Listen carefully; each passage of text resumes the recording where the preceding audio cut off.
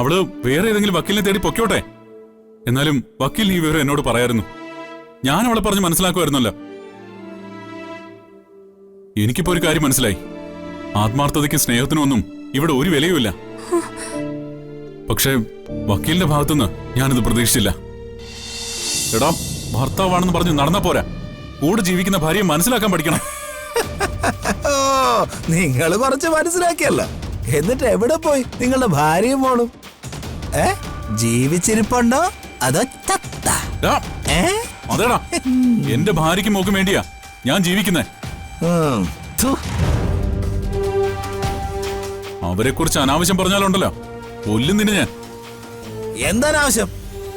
എടോ, തനിക്ക് നാണയില്ലടോ. കാണാതെ പോയ പെണ്ണും പിള്ളി അന്വേഷിക്കാണെന്നും പറഞ്ഞ് വേറെ ഒരുത്തിയുടെ കൂടെ 24 മണിക്കൂറും കറങ്ങി നടക്കുന്നത് ആരാണോ എന്നെ ഉപദേശിക്കാൻ വരുന്നേ?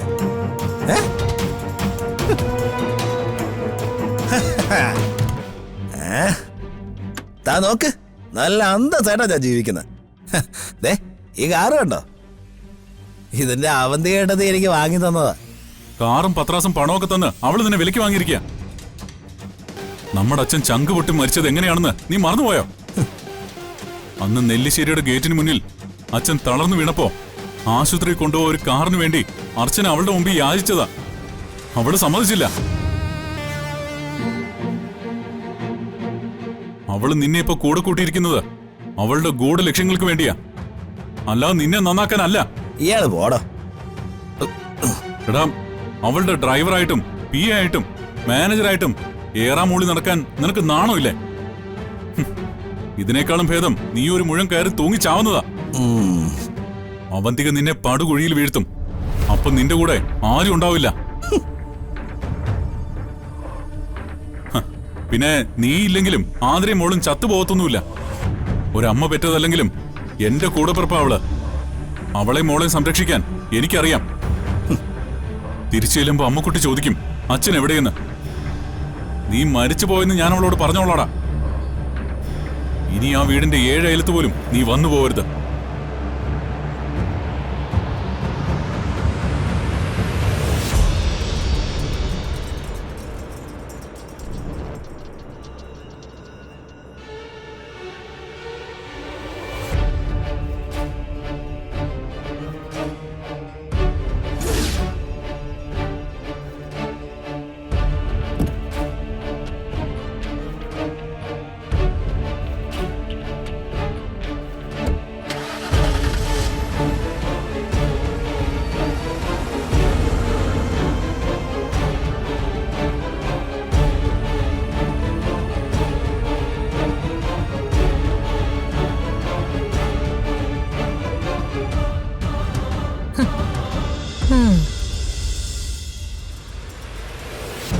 കൊള്ളാം മൂർത്തി.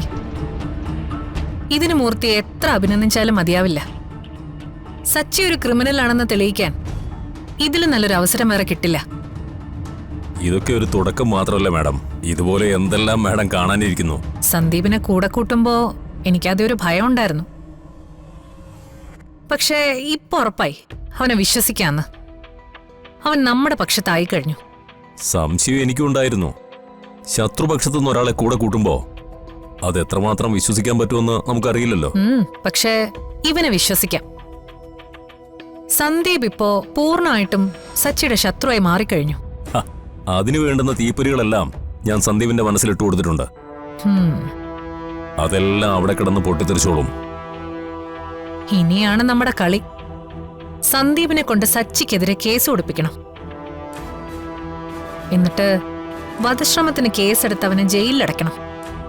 ഇപ്പോഴത്തെ സാഹചര്യത്തിൽ സന്ദീപിന്റെ മനസ്സിലും അത് തന്നെയായിരിക്കും ഉള്ളത്. നമ്മൾ പറയുന്നതെല്ലാം സന്ദീപ് വിശ്വസിക്കും. സച്ചി എത്രയും കാലം ജയിലിൽ കിടക്കുന്നോ അത്രയും സമാധാനം കിട്ടും. അവനും ആ വക്കീൽ പെണ്ണും ഇപ്പൊ നമുക്കൊരു ശല്യമായിട്ട് മാറിക്കഴിഞ്ഞു.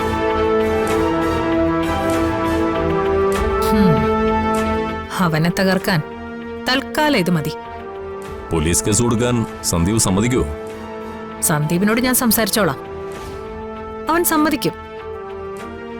ഇല്ലെങ്കിൽ ഞാൻ സമ്മതിപ്പിച്ചോളാം. അനിയനെ കൊല്ലാൻ ശ്രമിച്ച കേസിൽ ചേട്ടൻ ജയിലിൽ. സച്ചിക്ക് ഞാൻ കൊടുക്കുന്ന സമ്മാനം അതായിരിക്കും.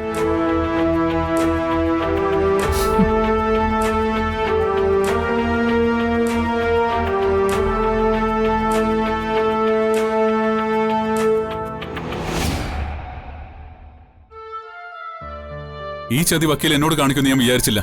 സച്ചി ഒന്ന് സമാധാനപ്പെട്, ഞാനൊന്ന് പറയട്ടെ. വേണ്ട, ഇനി എനിക്ക് വക്കീലിന്റെ ഒരു ദയം വേണ്ട. വ്യക്തിപരമായ അടുപ്പമൊക്കെ ഞാൻ ഇതോടുകൂടി ഉപേക്ഷിക്കുക. ഒരു വക്കീലും കക്ഷിയും, ആ ബന്ധം മാത്രം മതി ഇനി നമുക്കിടയില്. എന്റെ കുടുംബത്തിന്റെ നെടുന്തൂൺ അളക്കാനാ വക്കീൽ കൂട്ടുവന്നേ. ഒരു വാക്ക് എന്നോട് പറയായിരുന്നില്ലേ? സച്ചി, എന്നെ എന്ത് വേണമെങ്കിലും പറഞ്ഞോ, പക്ഷെ ഞാൻ പറയുന്ന കൂടെ ഒന്ന് കേക്ക്. എന്നിട്ട് സമാധാനമായി നമുക്ക് സംസാരിക്കാം. ഇനി എന്ത് സമാധാനം? എല്ലാം പോയില്ലേ? ഡിവോഴ്സ് നോട്ടീസ് സന്ദീപ് ഒപ്പിട്ട് തിരിച്ചയച്ചതും അതുമായി പോസ്റ്റ്മാൻ വീട്ടിലെത്തുമ്പോഴാ ഞങ്ങളല്ല ഈ വിവരം അറിയുന്നേ.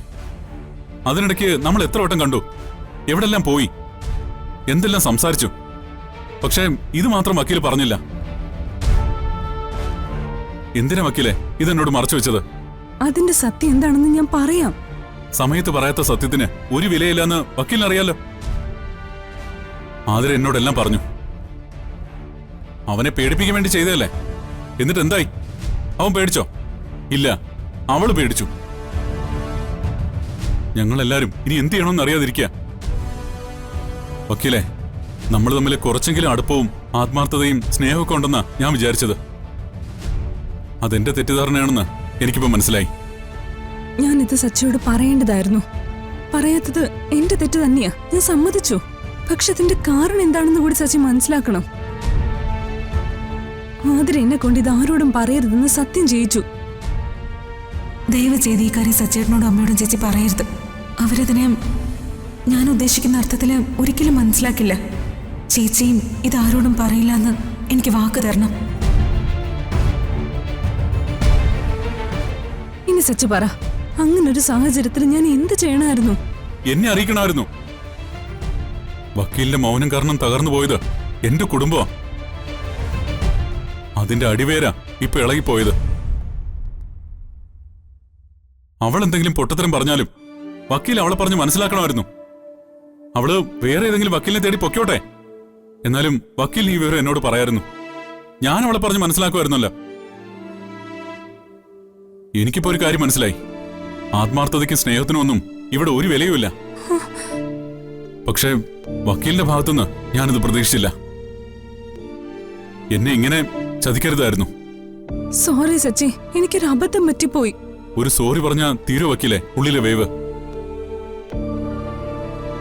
എല്ലാ സന്തോഷങ്ങളുടെയും സൗകര്യങ്ങളുടെ ഇടയിൽ നിന്ന് ഒന്നുമില്ലാതെ തെരുവിൽ നിൽക്കേണ്ട അവസ്ഥ വന്നപ്പോഴും ഞാൻ പിടിച്ചു നിന്നത് എന്റെ കുടുംബത്തെ ഓർത്താ. ഞാൻ ഓടി നടന്ന് ഓരോന്ന് ചെയ്തതൊക്കെ അവർക്ക് വേണ്ടിയാ. അതിന് എനിക്ക് കിട്ടിയ ഒരു താങ്ങായിരുന്നു വക്കീല്.